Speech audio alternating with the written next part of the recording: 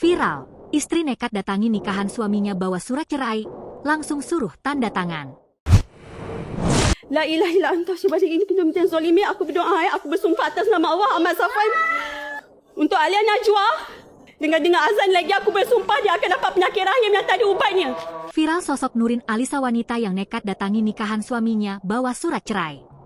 Baru-baru ini sosok Nurin Alisa menjadi sorotan setelah nekat mendatangi nikahan suaminya. Nurin Alisa pun mendatangi pernikahan suaminya itu sambil membawa surat cerai dan suruh tanda tangan saat itu juga. Melalui akun Instagramnya, Nurin Alisa mengabadikan detik-detik ia mendatangi pernikahan suaminya. Dalam unggahannya yang viral, Nurin menyebut pernikahan suami dengan istri baru itu seharusnya digelar pada 11 Oktober 2025. Namun karena rencana itu sudah bocor ke pihak Nurin, tanggal pernikahan dimajukan seminggu ke 6 Oktober 2025.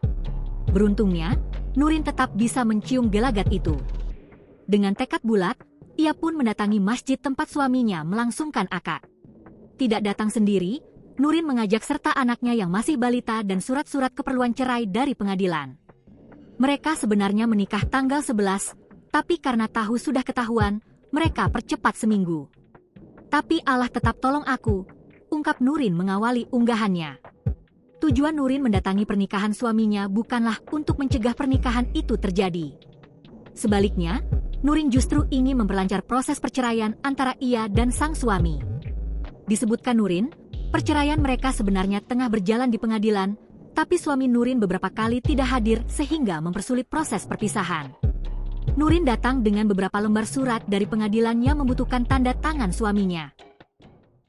Download Tribun X sekarang, menghadirkan lokal menjadi Indonesia.